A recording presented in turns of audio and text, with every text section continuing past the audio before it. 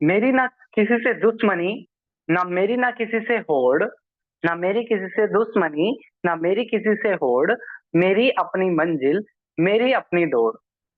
तो दोस्तों, exploring education आपका स्वागत करता है डेली हिंदू न्यूज़पेपर की करंट अफेयर्स की सीरीज में, ताकि हम भी आपकी मंजिल की तरफ थोड़ा सा प्रयास कर सके, ऐसा कंटेंट आपके बीच में ला सके जो आपको आने वाले एग्जाम में बेनिफिट करे। इसी सोच के साथ, इन्हीं इरादों के साथ शुरुआत करते हैं अपनी 16 जुलाई के हिंदी न्यूज़पेपर के करंट अफेयर्स क्वेश्चन सीरीज की।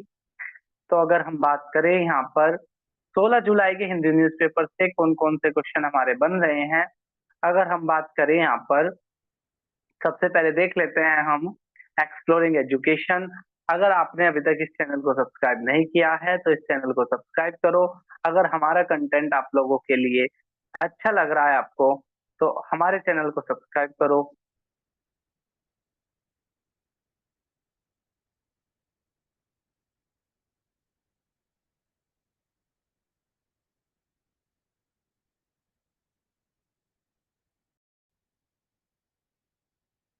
अगर हम बात करें पहले क्वेश्चन की, दोस्तों पहला क्वेश्चन जुड़ा हुआ है मनी बिल से। तो हमारे कॉन्स्टिट्यूशन का आर्टिकल 110 ये कहता है कि अगर कोई भी फाइनेंस संबंधी मैटर जो आपके कंसोलिडेटेड फंड ऑफ इंडिया से जुड़ा हुआ हो, तो उसको मनी बिल समझा जाएगा। या टैक्सेशन पावर से कुछ भी अगर जुड़ा हो, उसको मनी बिल समझा जाएगा। मनी बिल संबंधी प्रावधान, यानी कि मनी बिल की शुरुआत सिर्फ और सिर्फ लोकसभा से हो सकती है। राज्यसभा के पास सिर्फ 14 दिन होते हैं। अगर 14 दिन के अंदर राज्यसभा हाँ या ना कुछ नहीं करती, तो उनकी ना में भी हाँ मान ली जाती है।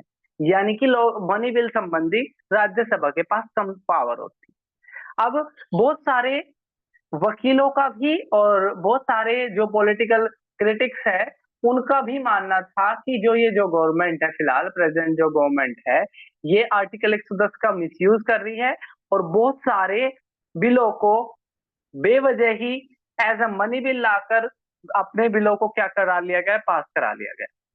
तो क्वेश्चन ये अभी सुप्रीम कोर्ट में इस चीज को लेकर सुनवाई की शुरू होगी। तो बेसिकली क्या है, कौन कौन से recently as a money bill की तरह आए थे। तो आधार कार्ड एक्ट 2016 का, फाइनेंस एक्ट 2017 का, और prevention of money laundering act, money prevention of money laundering act में जो सुधार हुआ था, ठीक है, वो भी, ये सारे के सारे क्या थे, मनी बिल के रूप में पेश हुए थे। क्वेश्चन पूछ रहा है कौन सा मनी बिल के रूप में पेश नहीं हुआ, तो सारे के सारे मनी बिल के रूप में पेश हुए थे। अगला क्वेश्चन कह रहा है कौन से स्टेट में 9 दिन की यात्रा अभी खत्म हो गई।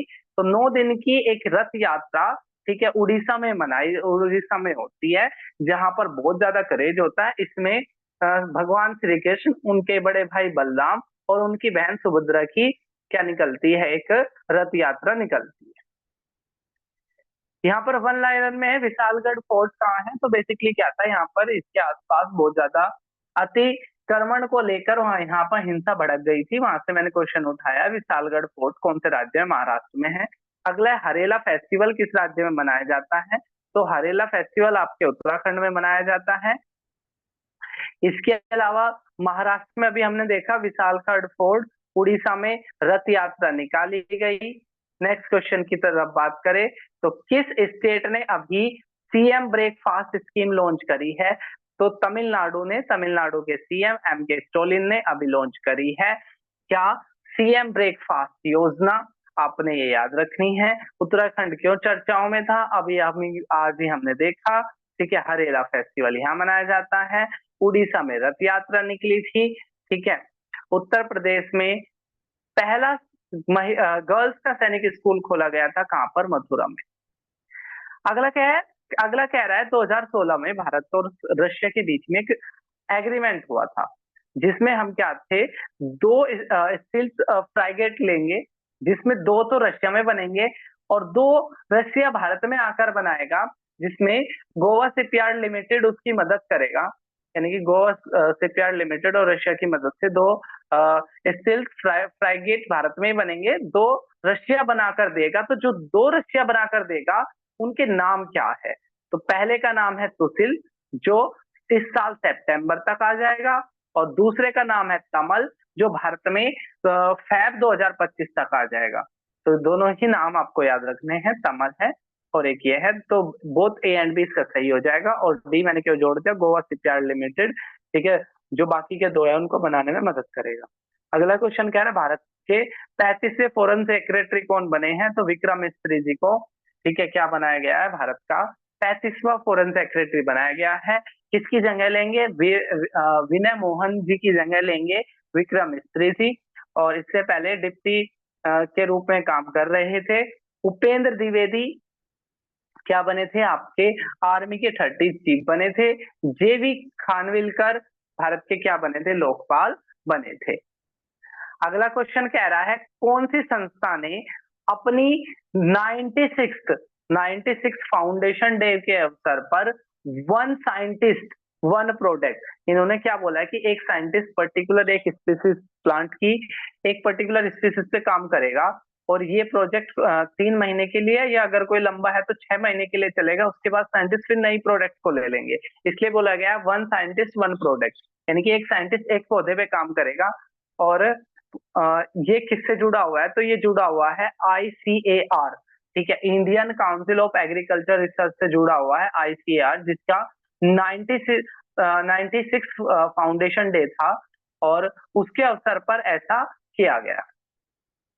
अगर हम बात करें अभी के एग्रीकल्चर मिनिस्टर की, शिवराज सिंह चौहान, जो पहले मध्य प्रदेश के मुख्यमंत्री हुआ करते थे, उनको एग्रीकल्चर मिनिस्टर बनाया गया। अगला कह रहा है उड़ीसा में एक एयरपोर्ट बन रहा है, उड़ीसा में एक इंटरनेशनल एयरपोर्ट बनाया जा रहा है, उसका नाम पूछ रहा है। अगर हम बात करें ऑप्शन ए होसर, तो होसर एयरपोर्ट तमिलनाडु बनाने की कोशिश कर रहा है। वर्धमाना नाम का एक एयरपोर्ट महाराष्ट्र में बना है, और इसका जो सही आंसर है अपने क्वेश्चन का वो हो जाएगा जगन्नाथ इंटरनेशनल एयरपोर्ट, जो आपका उड़ीसा में बन रहा है। अभी GST की, गुड्स एंड सर्विस टैक्स की जो काउंसिल है, उसकी मीटिंग हुई थी, जिसमें डिसाइड किया गया जितने भी एयरक्राफ्ट है उसके लिए IGST, इसमें 3 तरह के टैक्स होते हैं, जो आपके एक तो सेंट्रल वाला हो गया, एक स्टेट वाला हो गया, और एक IGST होता है जो दोनों का कंबाइन होता है। तो एयरक्राफ्ट की IGST की फिक्स रेट कितनी कर दी है? तो ये कर दी है 5%। आने वाले एग्जाम में आपसे पूछेंगे कि GST की 53rd जो मीटिंग हुई थी GST काउंसिल की, उसमें एयरक्राफ्ट को लेकर फिक्स जो रेट कौन सी कर दी गई है, तो वह है 5%।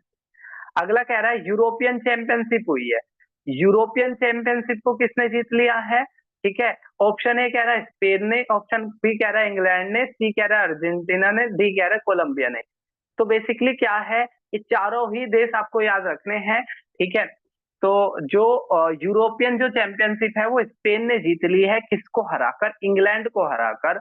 और कोपा जो कप है फुटबॉल का, जो अमेरिका में खेला गया, ठीक है, उसको अर्जेंटीना ने जीत लिया कोलंबिया को हराकर। तो चारों ही ऑप्शन मैंने जोड़ दिए हैं, एक बार आप दोबारा से देख लो। अगर यूरोप कप पूछे, यानी कि यूरोप का जो फुटबॉल कप पूछे, तो उसको स्पेन ने जीत लिया इंग्लैंड को हराकर। और अगर कोपा कप पूछे फुटबॉल का, जो US के अंदर हुआ, जिसको अर्जेंटीना ने जीत लिया, किसको हराकर? कोलंबिया को हराकर। अभी भारत की टीम T20 सीरीज के लिए वेस्ट इंडीज से खेल रही थी, 5 मैचों की सीरीज थी, जिसको भारत ने 4-1 से जीत लिया है। तो अब यहाँ पर ये पूछ रहा है कि इसमें जो बेस्ट फील्डर का अवार्ड इस सीरीज के लिए T20 का किसको मिला है? तो रिंकू सिंह को मिला है, और जो इस सीरीज में जो कोच बनकर भारत के गए थे VVS लक्ष्मण, उन्होंने इस अवार्ड को दिया है। तो ये था हमारा 16 जुलाई के हिंदी न्यूज़पेपर के करंट अफेयर्स के क्वेश्चन। सीरीज आपको कैसी लग रही है कमेंट बॉक्स में जरूर बताना। फिर मिलेंगे किसी एक नई वीडियो के साथ, किसी एक नए सेशन के साथ। तब तक के लिए टेक केयर, जय हिंद, जय भारत।